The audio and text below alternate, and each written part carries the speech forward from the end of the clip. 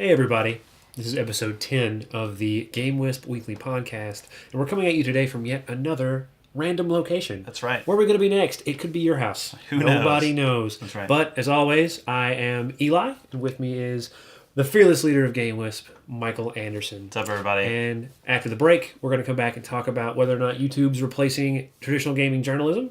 We're going to talk even more about gaming conferences because they're becoming even more relevant to YouTubers. Yeah. And after that, I don't know, maybe we'll give you our home phone number. So Who stay knows? tuned after the break. We'll see what happens.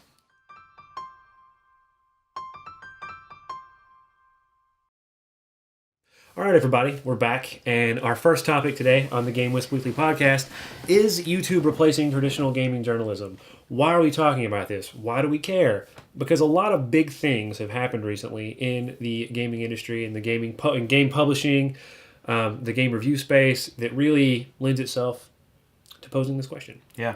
What's happened? The biggest news, Joystick. Yeah. Closing down for good. Right. And that was a big surprise. And actually a surprise to the Joystick people themselves. Congratulations, you're fired. That's right. They actually put out an article where they reported that rumors were flying that we are losing our jobs. We'll get back to you about that. Like from the head honchos? It's like, hey guys, you may be hearing some things. It was like the low-level Joystick employees were like, somebody like posted on their on the joystick.com like, rumor, we're losing our jobs. Oh, like for the fans to read? Yeah, like wow. we know about as much as you do. We'll get back to you when we know for sure. That's horrible. It was pretty bad. So, they ended up closing up shop and getting folded into Engadget as a part of the Engadget site. Because Engadget was bought by AOL, Joystick was a part of that whole package of blogs, and so AOL decided that they weren't a moneymaker. Any idea on how many Joystickers are no longer with them? I don't know the actual number. I think that would be, but I mean there were layoffs. Tens of people that were Firings, laid off. Yeah. Editor, most of the staff. So I'm not sure what folded into Engadget really means. If Engadget's just gonna report on gaming sometimes. Yeah. I don't really know. So that was a big thing. I mean, Joystick's been around for a long, long time. Yeah, it's like 2000. No, longer than that. Late 90s. Yeah, and you've seen. I should know better. I know. Yeah, I should too. But you've seen a lot of this kind of activity even before Joystick. Just like I think it was last year or 2013 when GameSpy shut down. So that was GameSpy.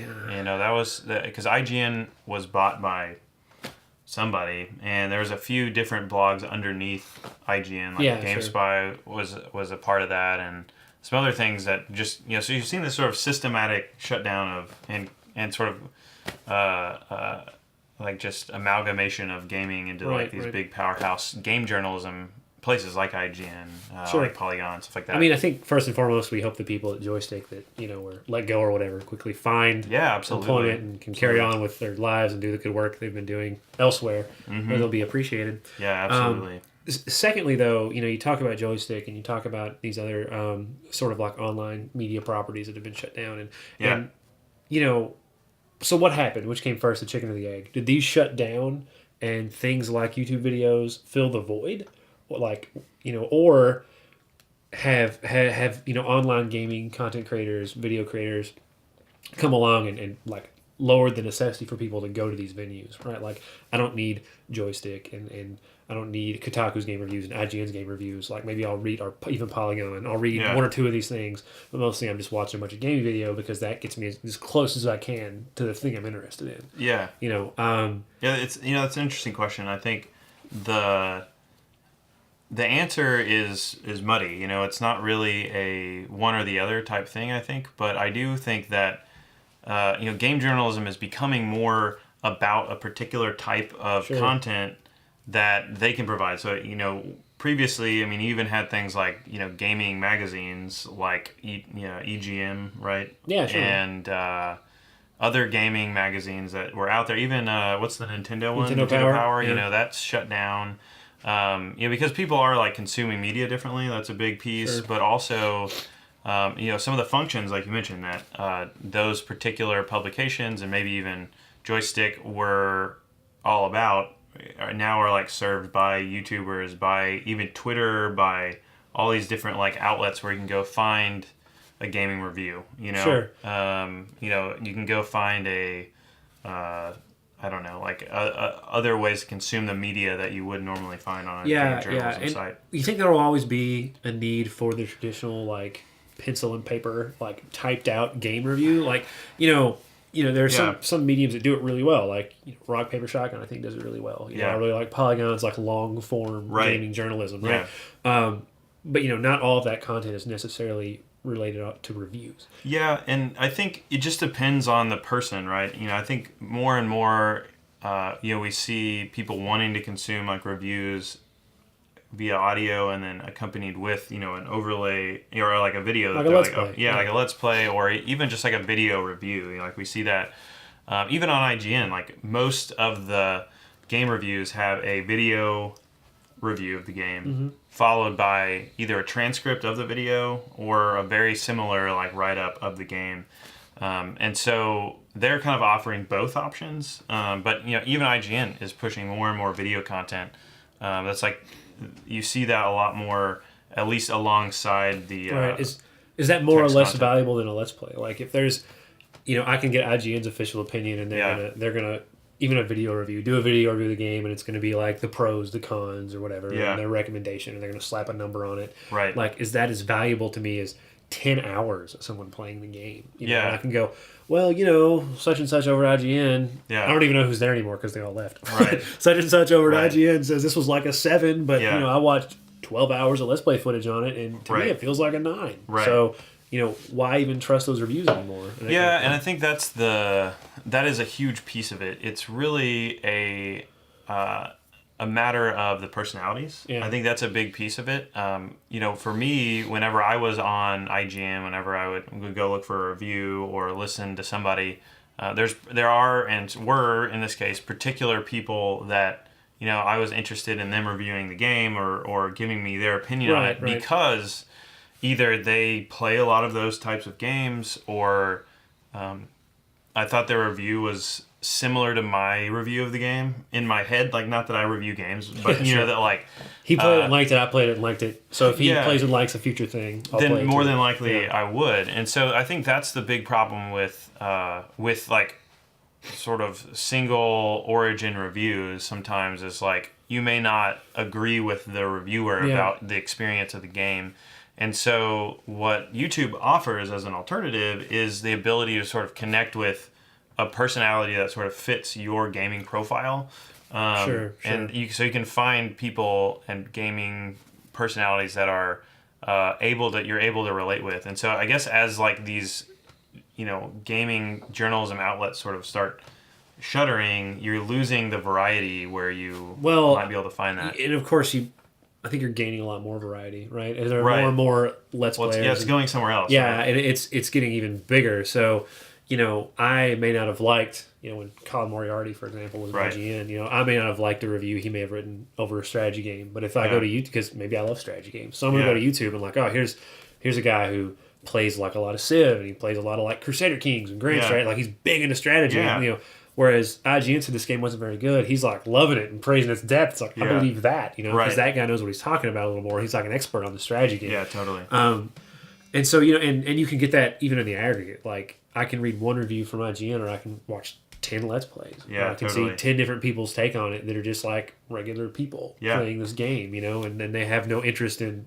advertising money or pleasing publishers or whatever. Yeah. And so I think it's you can relate more to on an individual level to these people, which to an extent kind of makes them celebrities, like we've talked about, and I think it's happened even with personalities at IGN or The Escapist, right? Like I mean, you had Greg Miller who left IGN and took a whole cadre of people with him, to do video content, to do their own kind of gaming content, and they leverage themselves, right? It's not like I'm Greg Miller, I was at IGN. It's like I'm Greg Miller. That's all it needs to say, right? And I think that's where video gaming like on YouTube is really powerful. Is those where when you're looking for a personality talking about a game, and what their opinion is, and kind of like what their experience is with the game.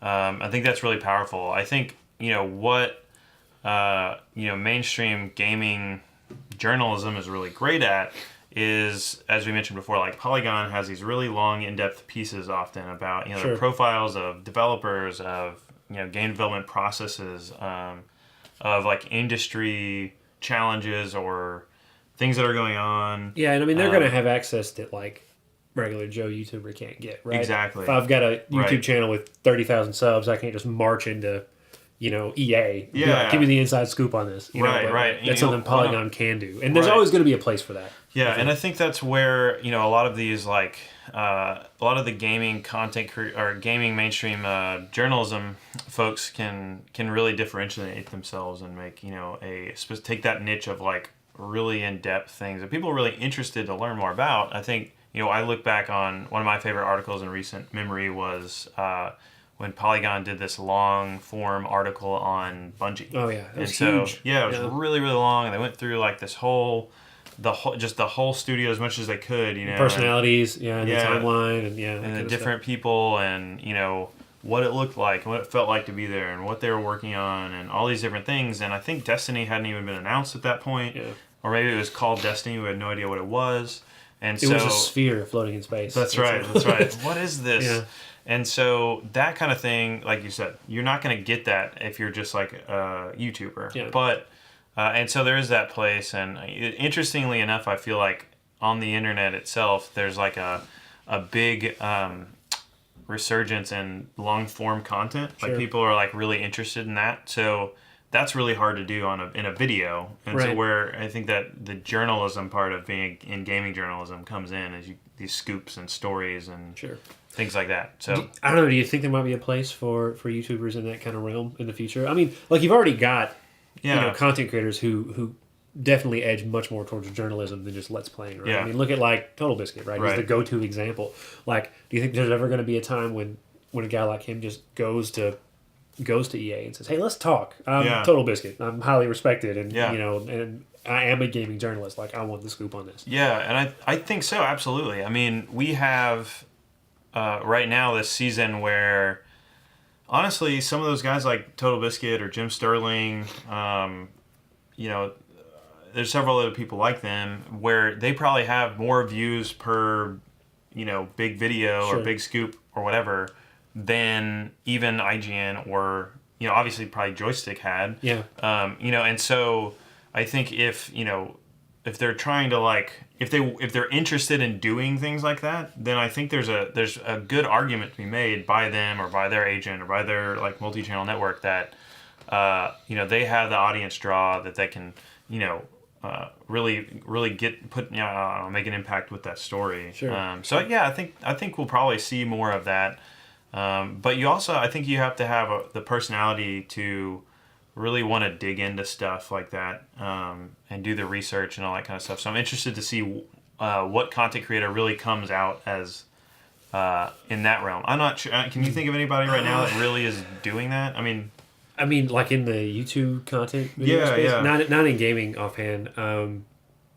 I'd like to see it happen though. Yeah. I think it'd be hard. Like I think it's, you know, when you work for like a Polygon, I think it's easy to have that like clout behind you. Like I'm Polygon. Yeah. You know, I'm affiliated. You know, I work for this company that's well established. And now I think YouTubers are getting more and more established, right? Like we've talked about it before when PewDiePie's quote is showing up on a game review, you know, billboards and advertising, right? Like there's definitely more and more credence lent to these things. But you know, also you can't, you know, not every YouTuber is like some kind of classically trained journalist, right? Like I'm well versed in the journalistic arts and, you know, I just integrity and do it correctly and all this stuff and how to do investigative reporting. And, you know, could a professional, like could somebody, you know, one of the guys that jump ship at IGN say, I want to do investigative reporting in the video format. And I mean, I worked for IGN for years. I have all these contacts. Right. Like I think they could definitely do it. They could definitely pull it off. Yeah. And that's, you have the clout. And I think that's the thing, right? It's right now, I guess traditional gaming journalism they have the contacts, they have the like ins with the publishers. Like I think that the trust factor with fans is higher these days with the YouTubers and the content creators. But I think on the flip side of that right now, the trust between the journalists and the publishers and game developers is a lot higher. Sure. And so, you know, I think, and that's even something, you know, we've seen from, you know, people sort of maligning the the mainstream gaming media because of those relationships, right? And what sort of like problems that can cause. Yeah, I mean it's a case of misaligned incentives, right? Like as a journalist, you have a commitment to sort of report with integrity, right? And so that's on the one end. I want to report with integrity. I want to push this content out, and I want people to understand, and learn and all that kind of stuff. And when you have that in an online outlet that people traditionally aren't paying for, you're selling advertising. Who are you selling advertising to? Mostly game publishers. Yeah, totally. And so suddenly you're in contention here. Like I have to rate your game fairly. I have to talk about your company fairly. Right. But also, can I have a check? Give me $100,000 because you want to put your ad on. It's like you're serving dual purposes. Like you have a huge amount of eyeballs on your platform, so you can sell advertising. Yeah. But you're also like maybe deriding the same thing you're advertising. Like it doesn't make any sense. And so it's very easy for people at the end of that funnel, the viewers who are taking that in and coming to your site to be like, whoa, this is like. The possibility for corruption exists. Maybe there's corruption. And there have been cases reported, where that's happened, right? Like just the other day, they finally aired out the deal with, was it was he with Game Informer? The Kane and Lynch review, he got fired. Yeah, I can't remember what outlet that was, but yeah, he was fired over review scores. And he was sticking to his guns, right? Like he wouldn't say, hey guys, this is a bad game. I'm gonna say it's a bad game, and then higher ups are like, oh, well, I don't know about that, and so they let him go, and then we don't hear about it, for 5 years. It takes 5 years for us to learn about that happening. For sure. And you can expect malfeasance, but like to actually not get the official word until way down the pipe. It's things like that kind of, I think, destroy the trust of viewers or readers with a traditional media outlet. It's just the incentives aren't there, and they're stuck in a struggle of like, well, we could charge people for this. Like I could say, access my game reviews on IGN for $5.99 a month. But it's like, are they really going to pay for it? They're getting it for free for so long. Yeah. So then you got to go back to online advertising. It's a no-win. And then that you add on the Let's Players and all the free things that you can get other places. Yeah. And because the trust or the weight of, say, a particular person or just the name of the outlet, IGN, whatever, doesn't have as much pull or weight as it used to with the fans, they're not going to pay you $5 where they can go get it like 150 different versions of a review on YouTube for free. Yeah. And so that's a big challenge, I think, and that's where it comes back to, I think gaming journalism is really important, but it's also it has to be able to survive via ads and and it's going to have to find pay journalists. It's going to have to find, I think, new and innovative ways to survive, and that's going to come from doing things that YouTubers can't easily do. Yeah, anybody can buy a game and review it. YouTubers even get games early now. Some of the larger ones do. So publishing outlets, let's say, work out contract deals or something with publishers, are even going to lose that edge. Yeah, and so you have to find better ways. I think that's to use the resources you have, like connections, to be able to get an in and know the people to talk to at companies and developers and get that information that people are interested in that you can't get anywhere else. Right. So the challenge is finding that and finding it in a sustainable way. Right. Sustainable, repeatable, all that kind of stuff. Yeah. And at the same time, like not getting desperate enough to hype for hype's sake. I think that can be in this market. Not only is there, I think, like, you heard, or you said earlier, just like the ability for corruption to happen because there's misaligned incentives is also amplified when there's like a scramble when you're scrambling to stay alive. That's a big part of it. Yeah. And so when you see like publications dropping around you, it's like, oh man, I got to shore up my own. And not corruption necessarily, but you're like in survival mode, and so you try and figure out as fast and as in whatever ways you possibly can to like pay your employees, and because you're a business owner, that's part of it. It's not like you're an evil person. You're just like, I need to find some way to pay all these awesome people that are writing these articles and keep people around, give them opportunities, so they don't go leave on do their own thing. Yeah. And so, how do you do that in this climate? Oh, it's hard. So, I think really the end of this is like, we really love games journalism on one hand, and then also it's like, but we see like things moving towards the YouTuber. Yeah, and it's I don't want to levy accusations at like traditional. Yeah. Just because the opportunity for corruption exists doesn't mean it does exist. Yeah. I don't know those people. It could be totally fine. Yeah. But when the ability for corruption to happen, when that exists, like even if you have a controversial opinion about a game, you can legitimately say, I played this game, I thought it was a 9. And fans can be like, no, that was like a 4. What's wrong with you? Yeah. Like, even though that opinion exists, like, it doesn't mean it's coming from, I was paid off to like this. Right, like, exactly. But that's could be the image you're projecting, which is just as problematic as the real corruption being there. Right. And I think that's an interesting point, too, because if you said, you don't get in trouble for, rating a game too low. Yeah. From the fans, if other people like it. Like if somebody writes it a 4 and I'm like, oh, that's a 9 for me, it doesn't bother me. If if I'm like, this was a 4, like what the heck are you talking about? 9, yeah. And you said it was a 9, and it's clearly like made for Xbox One, but was made in 1995. It's just like awful and terrible. I guess that's still subjective, but still, there's like those points where you go, what's going on here?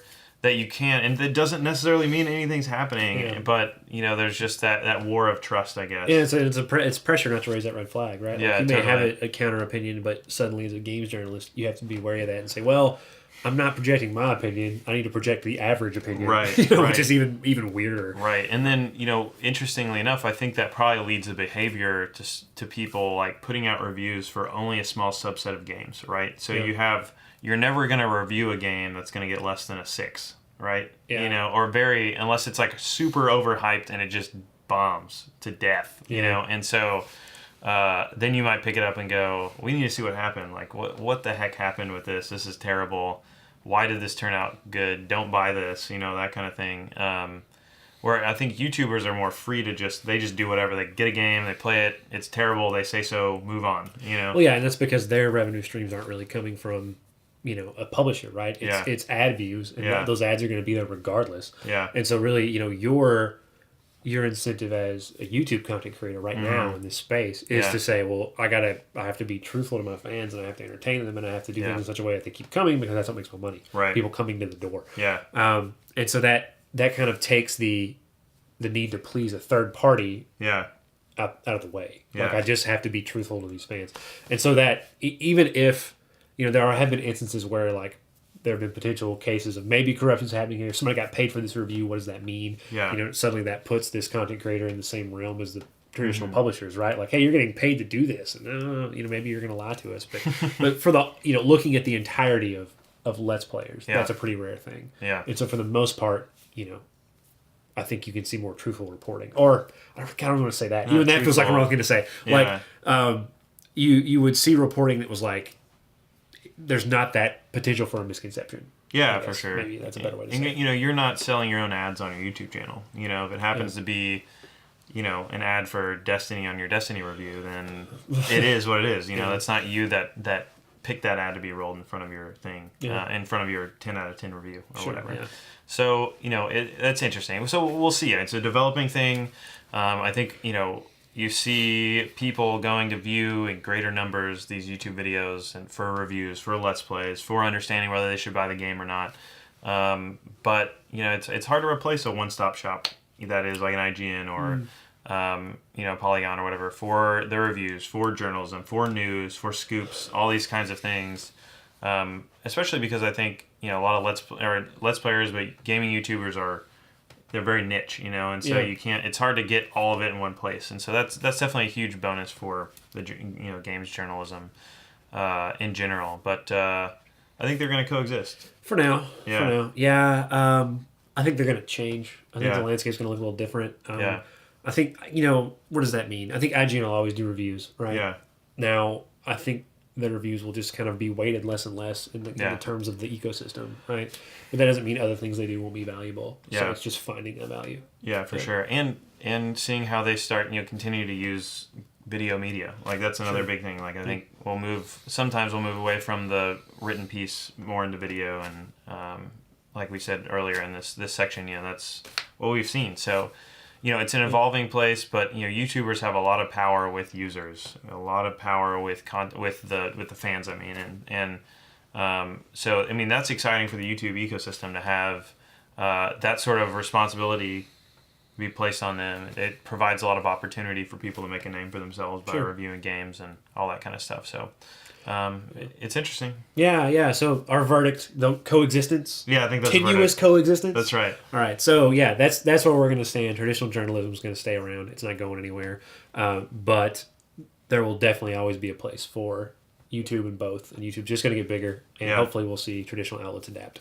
Yeah. So when we come back, we're going to talk again about gaming conferences and how important they are to gaming video content creators, and why, if you're a gaming video content creator, you should be attending these and seeing your fans. So stick with us. When you come back, you'll see more of that.